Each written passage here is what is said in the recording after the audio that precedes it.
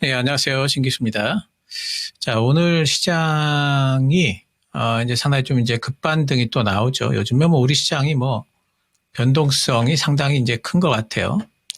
어, 그래서 이렇게 또 이제 요즘에 이제 우리 투자자들의 또 마음도 시장에 따라 가지고 막 또 급반등이 나오면은 막 또 올라갈 것 같고 또 이제 또 그 급락이 또 나오면은 또 막 빠질 것 같고 거기에 따라서 또 왔다 갔다 하실 수가 있어요. 상당히.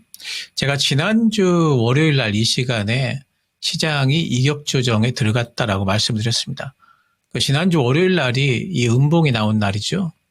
예, 그리고 나서 또 반등이 나오니까 또 곧바로 또 올라갈 걸로 생각하시는 분들이 또 간혹 계세요. 근데 이격 조정이 이렇게 뭐 하루 만에 이격 조정이 마무리되고 바로 또 출발하는 그런 장은 없죠.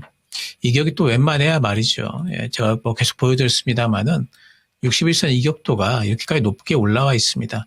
하루아침에 이게 뭐 해소가 되느냐?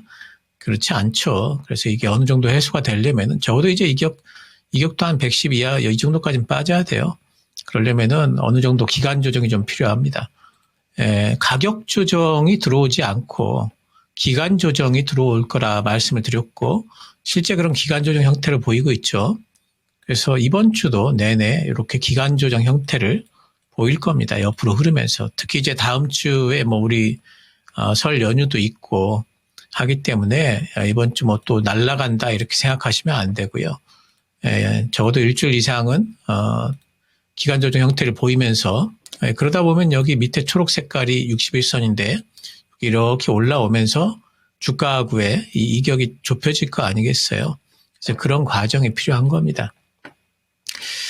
그래서 이제 그런 부분에 대한 흐름일 거라고 예상을 하셔야 되고요. 그러니까 여기서 뭐 또 날아가네, 뭐 여기서 또 잡을 걸 그렇게 생각 안 하셔도 되고, 이 이격 조정 구간에서는 잡을 수 있는 타이밍이 얼마든지 있으니까요. 너무 급하게 생각하실 것도 없고, 또 너무 겁먹으실 것도 없고, 못 잡아서 안타까울 거 없고, 못 팔아서 안타까울 거 없고, 지금은 이제 그런 구간이다 보시면 되겠습니다. 제가 이제 우리 시장에 대해서 여전히 이제 긍정적인 시각을 계속 유지를 하고 있는데 그 긍정적인 시각에 이제 근간에는 제가 뭐 그냥 뭐 단순히 무슨 유동성만 보고 이제 이런 게 아니라 계속 우리 장세에 대해 가지고 제가 진단을 어떻게 해드리냐면 실적 장세라고 진단을 해드려요. 우리 장세는 지금 뭐 바람 타고 무슨 테마성으로 날아가는 것도 아니고 실제로 실적을 가지고 우리 장세가 움직이고 있다. 이 그림은 이제 국가별 EPS 증가율 추입니다. 보시면은 우리나라가 어디냐면은 여기에요. 지금 우리나라의 EPS 증가율이 다른 나라에 비해 가지고 굉장히 돋보이고 작년에도 18% 증가를 했는데 올해 21.5% 증가. 물론 브라질이 있긴 합니다만은 브라질은 작년에 역성장을 했기 때문에 올해는 기저효과로 봐야 되겠죠. 그거 빼고 나면 우리나라가 올해 전 세계에서 제일 EPS 증가율이 큰 나라입니다. 실적 증가가 우리나라가 제일 올해 돋보이는 나라라는 거죠. 그래서 지금 주가가 가는 게 그걸 타면서 올라가는 거고요. 우리나라는 절대 거품이 아닙니다, 지금. 그러니까 자꾸 올라온 것만 보고 아래쪽만 바라보니까 자꾸 무섭고 그리고 더 갈까 싶지만은 지금 우리 증시는 계속해서 실적과 함께 오르고 있다는 부분, 지지대가 있다는 부분을 보셔야 되겠고요. PER 한번 볼까요? S&P 500의 PER을 보시면은요. 지금 이게 요 빨간 색깔이 PER이고요. 그리고 까만 색깔이 이제는 EPS입니다. 근데 보시면은 1년 선행 PER이 S&P 500 같은 경우에는 22배가 넘죠, 지금. EPS가 증가를 하는데도 불구하고 22배가 넘습니다. 우리나라 같은 경우에는 지금 코스피는 어떠냐면은 이제서 10배 조금 넘습니다. 11배가 아직 안 되는 수준입니다. 그리고 가만 보시면은 지난해 한 10월 조금 넘어가지고 EPS 그 PER이 좀 고점을 찍고 오히려 하락을 했어요. 미국도 그렇습니다. 지난해 11월 달, 10월 달 정도에 고점을 찍고 하락을 했습니다. 오히려. 근데 미국 같은 경우에는 왜 하락했냐면은 EPS는 올라가는데 미국은 주가가 이때부터 좀 탄력이 떨어졌지 않습니까? 그래서 조금 주가 흐름이 좀 지지부진했죠. 그러면서 PER이 빠진 거죠. 근데 우리나라는 그렇지 않잖아요. 지난 10월, 11월보다 지금 현재 주가 그 이후로도 상당히 급등을 했지 않습니까? 그럼에도 불구하고 우리나라 PER이 빠졌습니다. 이 얘기는 뭐냐면은 주가 올라가는 속도보다 우리나라 실적 전망 올라가는 속도가 월등했다. 그래서 빠졌다라고 보셔야 돼요. 그래서 우리나라는 지금 분명히 실적 장세고 이제 뭐 PER 11배도 안 됩니다, 여러분. 지난번에 작년 10월 달에도 12배 거의 가깝까지 올라왔는데 이제 뭐 11배도 안 돼요. 그래서 우리 시장은 여전히 더 갈다. 충분히 업사이드가 있다 하는 부분을 생각을 하셔야 되겠고, 제가 이제 시장에 대해서 이야기할 때 그런 이제 실적에 뭐 당연히 그 실적의 기저에는 이제 반도체가 있겠죠. 그래서 반도체 얘기 잠깐 또 해보면은요. 삼성전자가 지금 영업이익 전망이 190조까지 나왔습니다. 최고 많이 나온 게 올해 190조 나왔는데 190조가 실제로 저는 이제 가능할 걸로 봐요. 가능할 걸로 보지만 뭐 이제 평균을 보죠. 증권사들 평균을 보면 한 150조 됩니다, 여러분. 150조가 된다면은 10배 쳐준다면은 곱하기 10하면 1,500조 아니겠습니까? 그러면 지금 삼성전자의 시총이 지금 이제서 930조입니다. 오늘 이제 1,000조 또 좀 올라갔으니까 1,000조 정도 되겠네요. 그러면 1,000조인 지금 그 삼전이의 시총이 PER 10배 받아서 1,500조가 되려면은 그러면은 얼마가 올라가야 돼요? 50%가 올라가야 됩니다. 주가가. 그럼 이제 17만 원 안 되는데 그럼 한 8만 원 올라간다고 생각해 보면 지금부터 얼마가 돼야 됩니까? 적어도 25만 원은 돼야 되지 않겠어요? 그래서 제가 삼성전자가 20만 원은 찍어야지 그때부터 아래쪽 쳐다보면서 많이 올라왔네, 어떻네, 이제 이런 얘기를 좀 해야지. 이제 아직 20만 원도 안 찍었는데 뭐 많이 올라왔네, 뭐 더 갈 수 있느냐 없느냐 자꾸 물음표를 붙이는 거, 이런 거는 지금 너무 좀 시기상조다, 이렇게 보입니다. 하이닉스도 뭐 실적 전망 좋고, 하이닉스 제가 그 백만닉스는 충분히 간다 말씀을 계속 드리고 있죠. 오늘 같은 날 보면은 또 급반등이 나오지 않습니까? 요즘에 뭐 삼성전자, 하이닉스 예전에는 하루에 뭐 1%, 2% 움직이는 게 상당히 힘든 종목들이고 한 3% 움직이면은 굉장히 이건 뭐 변동성이 커졌다 이렇게 했는데 뭐 오늘 뭐 보면 다 5%씩 올라가고 요즘에 5% 이상 뭐 7%, 8% 막 움직이는 거 그런 경우들이 이제 상당히 좀 많기 때문에 뭐 이 정도는 요즘에는 이제 주가가 또 이제 많이 올라오기도 해서 그렇지만은 어쨌든 이제 이 정도 움직이는 건 좀 보통인 것 같아요. 그래서 어쩌면 이제 20만 원도 금방 찍습니다. 삼성전자. 그래서 반도체는 제가 계속해서 말씀드렸지만은 지금 장세에서 반도체를 빼놓는 거, 물론 지금 이제 이렇게 시장이 지난번에도 그랬고요. 이번에도 보면은 시장이 이런 구간, 이렇게 옆으로 흐르는 구간, 이격 조정의 구간, 이런 데도 그렇고, 이런 데서는 어떻습니까? 이런 데서 이제 시장을 주도하는 섹터들이 잘 안 움직이죠. 그리고 오히려 이제 다른 쪽들이 이제 움직이죠. 지금도 요번 섹터도 그런 기미가 있습니다. 물론 이제 오늘은 다들 올라오지만은 지금 반도체와 그리고 시장을 주도하던 반도체, 2차 전지 이런 쪽들은 지금 이제 조금 탄력이 좀 떨어지고요. 오히려 이제 계속해가지고 지금 신고가를 내는 섹터들이 새롭게 나타나고 있지 않습니까? 뭐 은행주라든가 뭐 또 뭐 태양광도 올라가고 오늘 또 이제 건설주도 움직이고 뭐 그런 것 같아요. 그래서 지금은 이제 구간이 그런 것들을 만들어내는 이제 순환매 구간입니다. 하지만 이게 또 끝나고 이 이격 조정이 끝나고 또 다시 출발할 거 아니겠습니까? 그때가 되면 또 뭐가 움직일까요? 당연히 또 뭐 반도체 중심으로 해서 시장이 또 움직일 거기 때문에 반도체는 여전히 놓으면 안 된다. 그리고 어느 틈엔가 또 위쪽으로 올라가게 되면은 또 뭐 포모니 뭐 나만 또 소외됐느니 또 이런 소리 또 하거든요. 그래서 이렇게 시장이 좀 옆으로 흐를 때 메인 우리 증시의 가장 메인 축에 있는 이 주도 섹터 반도체는 여전히 놓으시면 안 되고 분명히 포트에 있으셔야 됩니다. 오늘은 전력기기 제가 그동안에 계속 말씀을 드렸었는데 전력기기 쪽이 또 반등이 또 세게 나오죠. 그러니까 반등하는 날에 강하게 반등이 나오는 섹터들은 다 이유가 있는 겁니다. 저 뭐 현대일렉트릭도 9%나 오르고 또 LS도 7.5%. 제가 이제 산일전기 조금 작은 종목에서는 계속 말씀을 드렸는데 오늘 산일전기도 11%나 오릅니다. 그 전력기기 쪽은 계속해서 어쨌든 조정받으면 들어갈 섹터예요. 그러니까 지금 데이터 센터와 관련해 가지고 뭐 앨런 머스크도 그렇고 지금 엔비디아 jensen 같은 경우에는 앞으로 데이터 센터 지금 투자가 앞으로도 7, 8년은 더 돼야 된다. 이제 이런 얘기를 하고 있거든요. 그러니까 전력기기 쪽, 전선 쪽, 뭐 이런 쪽에 대한 어떤 그 인프라 투자는 어쩔 수 없이 계속해야 되는 거고요. 꼭 데이터 센터뿐만이 아니라 이참에 미국은 전체 지금 미국의 전력기기 쪽 전선 설비라든가 송전 설비 이런 것들이 너무 낙후되어 있기 때문에 그런 부분들을 이참에 한번 싹 갈아엎는 이제 그런 이제 사업을 지금도 진행을 하고 있고요. 그래서 이쪽에 전선 쪽에는 뭐 실적 타고 계속 올라갈 거기 때문에 올해 내내 이쪽 전력기기 쪽도 보셔야 됩니다. 현대일렉트릭이 지금 100만 원 단에서 아직 못 넘고 있지만 이제 현대일렉트릭도 여기를 넘겠죠. 조금 있다가 여기를 넘게 되면 전력기기 쪽에 또 한 번의 랠리가 나오겠죠. 얘가 대장주니까.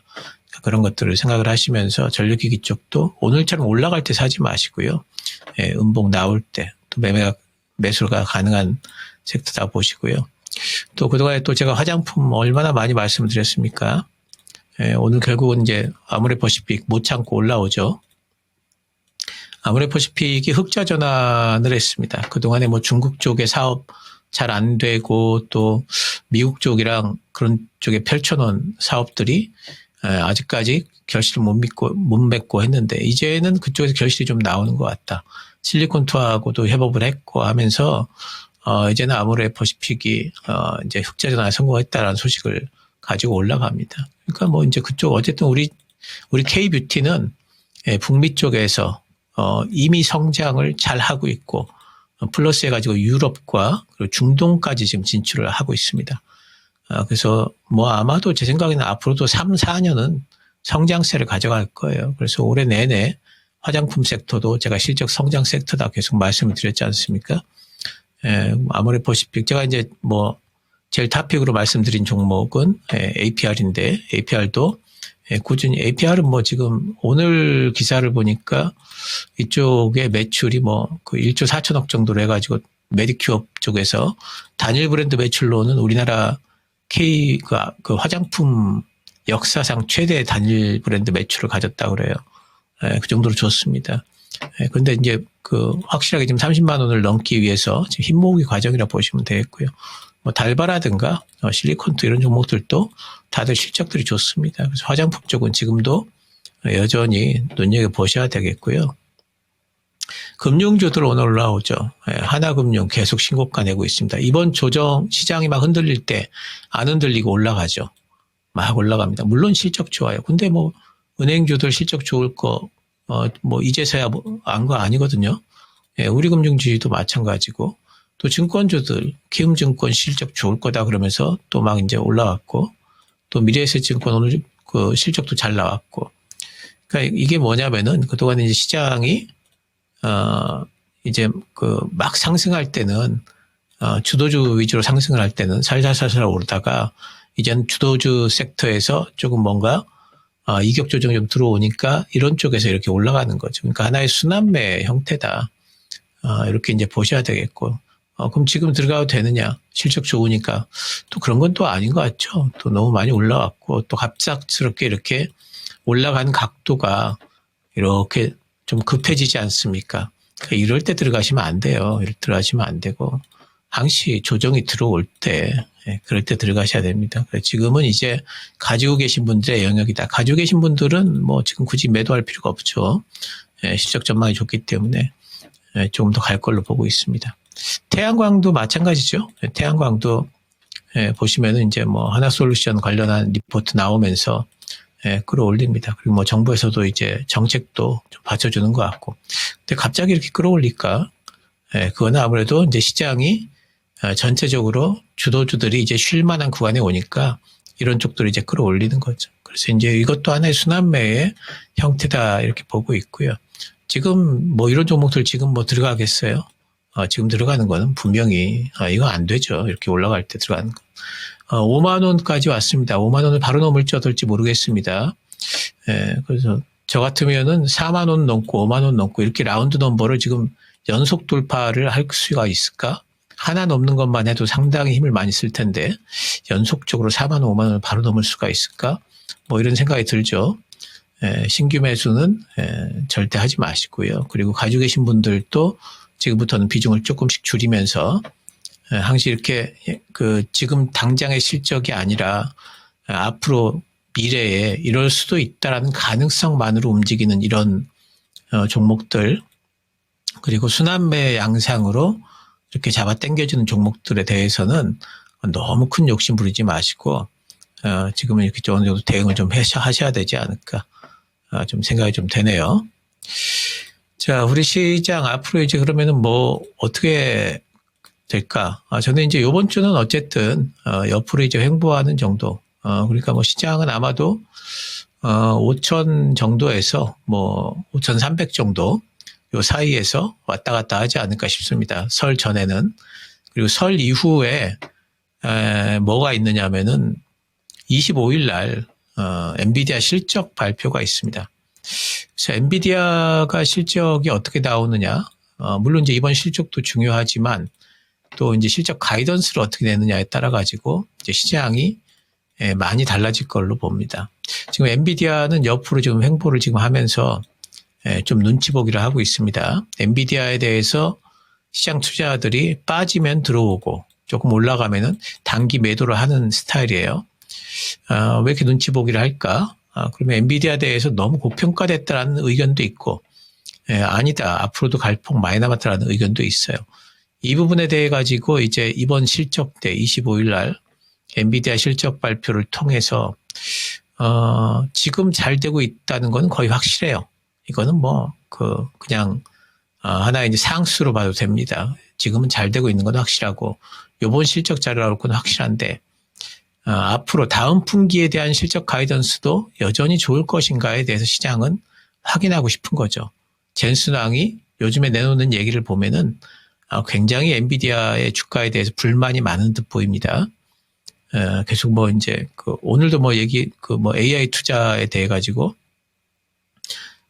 뭐 이게 뭐 거품이라는 건 말도 안 된다. 요즘에 뭐 그런 얘기들 많이 하고 있죠. 그래서 요번에도 실적 발표 이후에 가이던스를 내면서 컨퍼런스 콜에서 젠슨왕이 상당히 주가에 도움이 되는 얘기를 좀 해주지 않을까 하는 기대가 있습니다. 그러면서 엔비디아가 다시 한번 $210를 넘어선다면은, 그러면은, 나스닥 같은 경우에 다시 한번 신고가를 낼 수가 있겠죠. 나스닥은 지금 신고가를 내려다가 재료가 없잖아요. 재료가 없기 때문에, 매도하고 싶은 타이밍에 뭐 엔스로픽 얘기도 나오고 하면서 한번 좀 매도가 좀 나왔죠. 근데 결국엔 또 이제 잡아 올리죠. 별 저기가 없이도 또 잡아 올립니다. 그러니까 위로 갈 재료가 지금 없는 거지 밑으로 빠질 일이 있느냐 그런 것도 아니죠.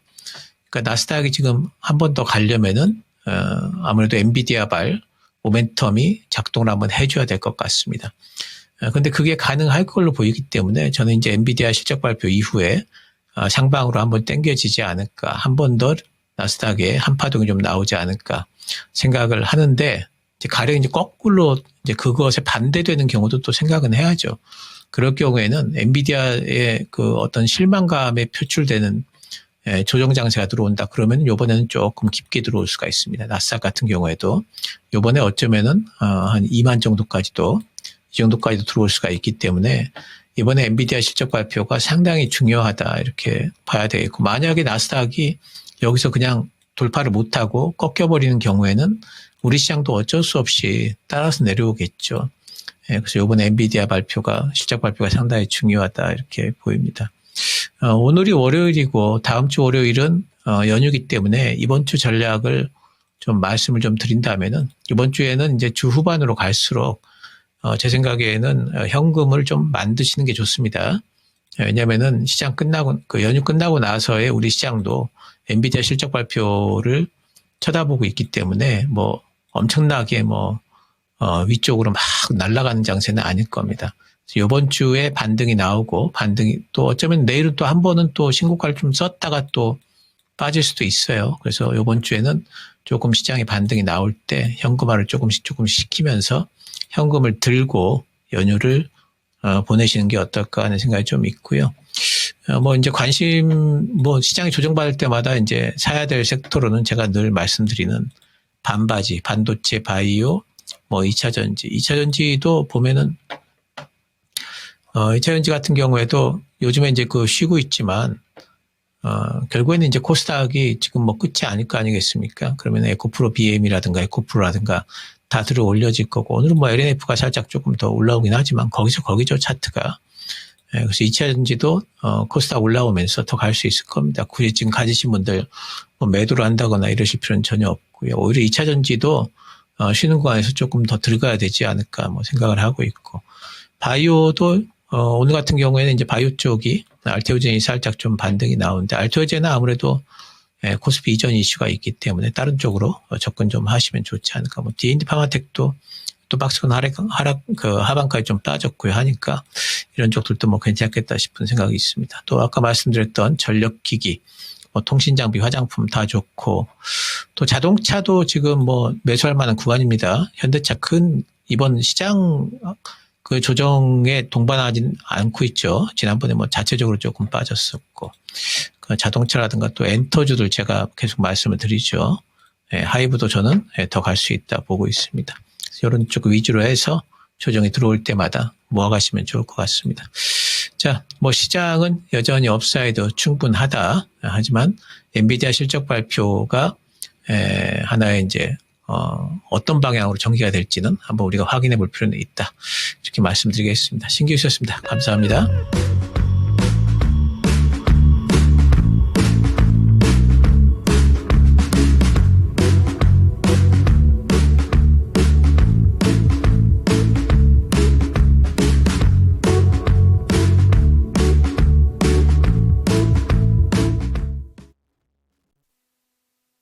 본 방송은 투자 판단을 위한 조언일 뿐 투자 판단과 결과에 대한 책임은 투자자 본인에게 있음을 알려드립니다.